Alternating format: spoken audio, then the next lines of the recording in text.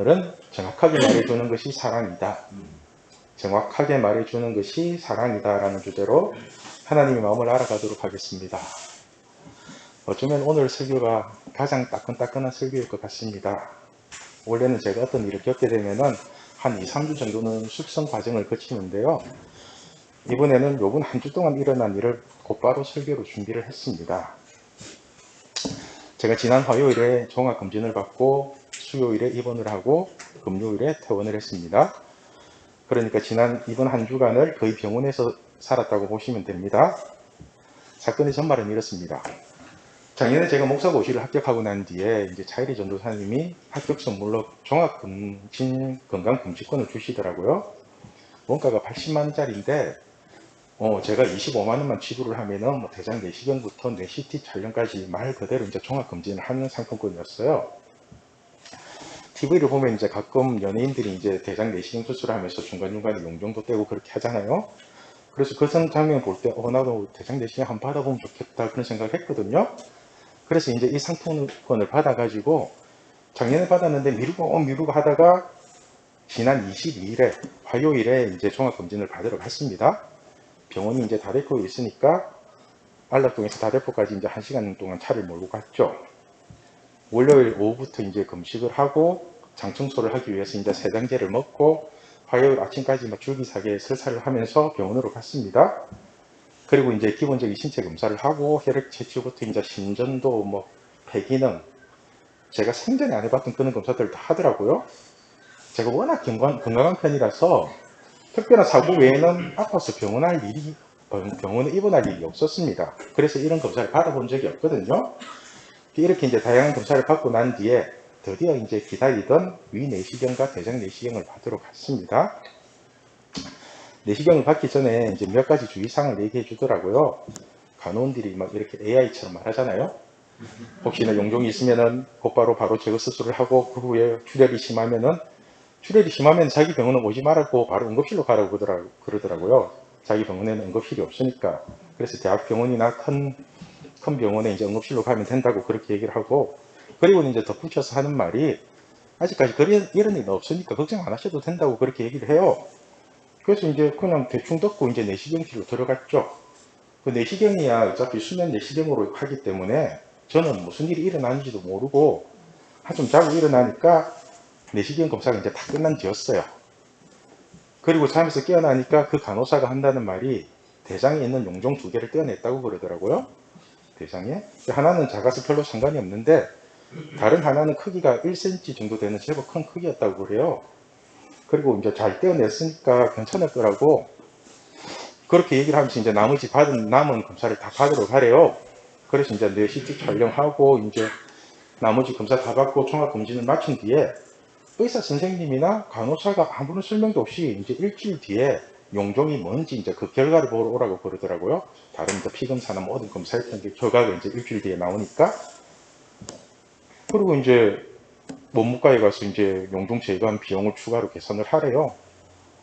저 돈만 내고 가면 된다고 하길래 저는 아무 그것도 없는 줄 알고 돈만 내고 그렇게 집에 왔죠. 편하게.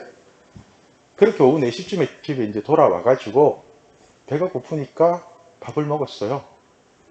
흰밥에다가 계란찜 그냥 간단하게 먹고 이제 조금 있는데 속이 안 좋아서 이제 화장실을 갔죠. 화장실을 갔는데 참 세상에 이런 병이 있나 막 피덩어리가 그냥 쏟아지는 거예요. 그래서 제가 놀래갖고 병원에 전화를 하니까 가끔씩 내시경을 할 때 대장에 상처가 생기면 출혈이 생길 수 있으니까 내일 아침까지 지켜보자고 그러더라고요. 그래서 그럼 별일이나 있겠나 싶어가지고 이제 그냥 잤습니다. 자고 난 뒤에 아침에 일어나서 또 화장실 가니까 또 이제 혈변이 나오는데요. 말이 좋아서 혈변이지 피똥입니다. 그냥 피덩어리가 쏟아지는 거예요. 미안해요. 아침부터 자꾸 피똥산 얘기해가지고 식사하고 오셨나요? 그래서 병원에 전화를 하니까 일단 병원으로 오라는 겁니다. 그래서 또 안락동에서 다대포까지 1시간 차를 운전하고 갔습니다. 병원에 가서도 그렇게 혈변을 두 번을 더 보고 난 뒤에 내시경실로 이제 들어갔어요. 그리고 이번에는 수면 내시경을 할 시간이 없으니까 말짱한 정신 상태로 이제 내시경을 하는 거예요. 여러분 아세요? 그 고통을 내 창자 속에 이상한 기계가 막 들어와가지고 움직여요. 그렇게 이제 촬영을 하면서 바로 이제 그 내시경을 하면서 의사 선생님이 용종 재간 자리를 보여주시는데 클립이 딸랑 한 개만 채워져 있는 거예요. 딸랑 한 개. 클립이란 게 뭐냐면은 왜 창자 속에는 어떻게 바늘을 넣고 꼬맬 수가 없으니까 호치케이스처럼 탁탁 찍거든요. 그렇게 해가지고 아무런 설명도 없이 클립을 5개를 더 채우는 거예요. 지금 여러분이 보시는 거 이게 제 뱃속에 6개가 들어가 있어요. 탁탁탁탁.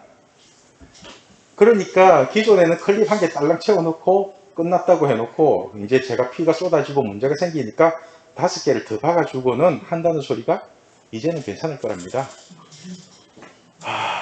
그리고는 한다는 말이 하루 정도 입원을 하면 좋겠는데 혹시 일이 있으셔가지고 뭐 안 되면은 집에 가서 관리를 잘 하래요. 제가 이 말을 듣고 입원을 안 해도 되는 줄 알고 계산만 하고 집에 가려는데 간호사들이 말리더라고요. 간호사들이 말하기를 저 의사 선생님은 입원하라고 하면은 환자들이 싫어하니까 웬만하면 입원하라는 말을 안 한대요. 그런데 간호사들이 보기에 지금 저의 상태를 보면은 지금 집에 가서 잘못되면 큰일 난다는 겁니다. 사실 저도 간호사들이랑 얘기를 하면서 컨디션이 너무 안 좋아지는 거예요. 아무리 물을 마셔도 입이 계속 바짝바짝 마르고 가만히 서 있기도 힘들어갖고 이렇게 탁자를 짚고 얘기를 했거든요. 이런 상태에서 1시간 정도 차를 몰고 다시 이제 집으로 가다가 문제가 생기면은 답도 없다는 생각이 들더라고요. 이러다가 잘못되면 죽을 수도 있겠다는 생각이 그때 들더라고요.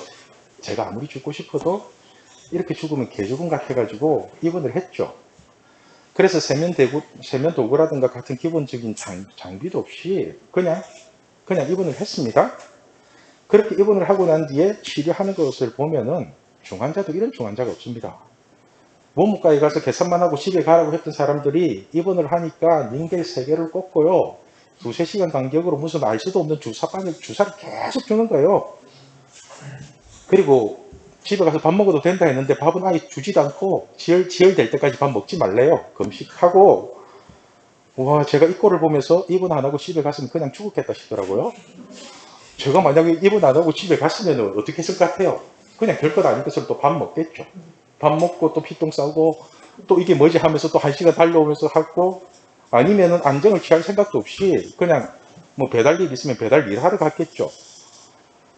아니, 의사라는 사람이 환자에게 정확한 정보를 주고 정확한 설명을 해줘야 되는데 환자를 생각한답시고 어떻게 의사가 환자 편에서 얘기를 할 수 있냐는 겁니다. 여러분, 의사가 환자 편에 서서 얘기를 하면은 그 환자는 죽을 수도 있습니다. 의사라는 사람이 환자를 살리기 위해서면 환자 편에 서서 얘기를 하는 것이 아니라 어떻게든 살리는 편에 서서 얘기를 해야 되는 것입니다. 그런데 병원에 손님 끌겠다는 심산으로 환자 편에 서서 얘기를 하다 보면은 처음에는 손님이 많을지 모르지만은 반드시 망합니다. 반드시. 만약에 그 의사가 저에게 지금 당장 입원을 하셔야 됩니다. 대장에서 피를 한 20시간 넘게 흘렸는데 그거 빈혈도 있고 하여튼 큰일 납니다. 입원하세요. 이렇게 얘기만 했다면은 저는 아무 갈등도 없이 그냥 입원을 했을 거예요. 그런데 한다는 소리가 입원하면 좋은데 안 되면 할 수 없고 이런 식으로 얘기를 하면 누가 입원을 하겠습니까? 또 지금 상태가 너무 안 좋으니까 반드시 입원해야 됩니다라고 했을 때 그 얘기를 듣고 내가 그 말을 안 들으면은 의사 말을 안 들은 내 잘못이지 의사라는 그죠? 그렇게 되면 내가 의사 말을 안 듣고 내가 문제가 된 거잖아요. 그런데 의사라는 사람이 분명하고 정확한 얘기를 해주지 않으면은 그 책임은 누가 지냐는 겁니다. 그런데 더 놀라운 사실은요. 입원에 있는 동안에도 이 의사 선생님 말이 계속 바뀌는 겁니다. 계속. 하루만 입원하면 된다고 했는데 막상 퇴원을 하려니까 하루 더 있으면 좋겠다고. 그리고 이제 빈혈 수치하고 다른 수치를 한번 다 검사해 봐야 된다고 또 그렇게 얘기를 하고요. 밥을 먹어도 된다고 해놓고 밥도 안 주고 죽만 주고 굶기고 하여튼 이 의사 선생님 말이 신뢰가 안 생겨요. 신뢰가. 이때 제가 깨달았습니다. 제가 만약 여러분에게 하나님의 말씀을 정확하게 얘기해 주지 않으면은 여러분을 죽일 수도 있다는 걸 깨달았습니다. 오늘 말씀이 기록된 신명기 27장은 이스라엘 백성들이 가나안 땅에 들어간 직후에 반드시 지켜야 할 명령을 기록하고 있습니다. 우리 1절 말씀 같이 읽겠습니다. 모세와 이스라엘 장로들이 백성에게 명령하여 이르되 내가 오늘 너희에게 명령하는 이 명령을 너희는 다 지킬지니라. 아멘. 한마디로 하나님이 허락하신 가나안 땅에 들어가서도 하나님의 말씀을 철저하게 지키며 살라는 것입니다. 그러기 위해서 큰 돌들을 세우고 이 율법의 모든 말씀을 기록하고 또 돌 제단을 쌓아서 번제와 화목제를 드리고 하나님 앞에서 절구하라고 명령을 하는 것입니다. 이것이 2절에서 7절까지 내용입니다. 그리고는 8절에 이렇게 말씀합니다. 우리 8절 말씀 같이 읽겠습니다. 너는 이 율법의 모든 말씀을 그 돌들 위에 분명하고 정확하게 기록할 것이니라. 너는 이 율법의 모든 말씀을 그 돌들 위에 분명하고 정확하게 기록할지니라. 여러분, 하나님의 말씀은 성경에 분명하고 정확하게 기록되어 있습니다. 성경에 기록된 하나님의 언어를 보면은 흐릿하고 애매모호한 말씀이 하나도 없습니다. 하나도. 그죠? 기도에 대해서도 구하면 주신다고, 구하면 주신다. 그렇게 정확하게 얘기하지, 구하면 뭐 주실래나? 구하면 주시겠지? 주실지도 몰라. 뭐 이런 식으로 얘기한 부분이 하나도 없어요. 믿음에 대해서도 마찬가지입니다. 저번 시간에 얘기했듯이 귀신 들린 아버지가 예수님께 나와서 무엇을 하실 수 있거든 이러고 나오니까 우리 착한 예수님이 바로 성질 내잖아요. 바로 성질 내면서 하시는 말이 할 수 있거든이 무슨 말이냐. 믿는 자에게는 능치 못할 일이 없느니라. 분명하게 얘기하시잖아요. 저는 이번 사건을 통해서 정확하게 기록된 성경 말씀을 여러분에게 더욱 정확하게 풀어줘야 된다고 생각을 했습니다. 의사가 육체의 병을 고치는 사람이라면 전도사나 목사는 영혼의 병을 고치는 사람이라고 할 수 있습니다. 육체를 고치는 의사가 애매모호하게 얘기를 하면은 육체만 죽고 끝이 나는데 말씀을 전도하는 전도사나 목사가 애매모호한 얘기를 하면은 그 영혼을 지옥에 보내는 꼴이 됩니다. 저는 여러분들을 지옥에 보낼 생각이 1도 없습니다. 1도 없습니다. 그래서 어떻게든 말씀을 여러분들이 이해하기 쉽게 풀려고 하는데 설교 시간에는 그게 잘 안 될 때가 있어요. 어느 정도 시간적인 제한도 있고 또 설교는 내 혼자 일방적으로 떠들어야 되잖아요. 그죠? 그러니까 여러분 힘든 일이 있으면은 힘든 일 있고 고민이 있으면 혼자 고민하지 마시고 받아달라고 하세요. 그죠? 그러면 제가 무조건 여러분들을 살리는 쪽으로 얘기를 할 겁니다. 여러분들 살리는 쪽으로. 그래서 여러분들이 힘들어 할 걸 알면서도 야단을 칠 거고요. 잘하는 게 있으면은 제 진심을 다해서 기뻐할 겁니다. 저는 여러분들에게 하나님의 뜻을 정확하게 깨닫게 하는 게 제가 해줄 수 있는 최대한의 사랑이라고 생각을 합니다. 그래서 제가 하는 설교도 하나님께 받은 사랑을 전하는 거거든요. 오늘 말씀의 제목이 정확하게 말해주는 것이 사랑이다입니다. 세상은 돈을 벌기 위해서 손님들을 모으기 위해서 고객의 편에 서서 모든 것을 응대합니다. 세상의 논리는 항상 고객을 위하는 것 같지만은 실상은 자신의 이익을 위해서 고객의 욕구를 이용하는 것입니다. 그런데 우리 하나님은 저와 여러분을 살리는 게 목적입니다. 그래서 모든 얘기를 정확하게 기록해 놓으시고 정확하게 말씀하십니다. 어떨 때는 우리가 받아들이기 너무 힘들고 이거 진짜 너무한다 싶을 정도로 심하게 말씀하실 때도 있습니다. 예수님의 십자가 사건도 고객의 입장에서 보면 이해가 안 되거든요. 그죠? 아니 예수님을 믿으면 돈 벌고 복 받고 하는 쪽쪽 잘 된다고 광고를 해도 사람들이 올까 말까 한데 자기 아들을 십자가에 죽여놓고 너희도 자기 십자가를 지고 나를 따르라고 하는 그런 논리가 어디 있습니까? 그런데 우리가 이런 예수님을 믿고 따르면은 천국에 가고 이런 예수님을 버리면 지옥에 간다고 정확하게 말하는 것이 진짜 사랑이잖아요. 그렇죠?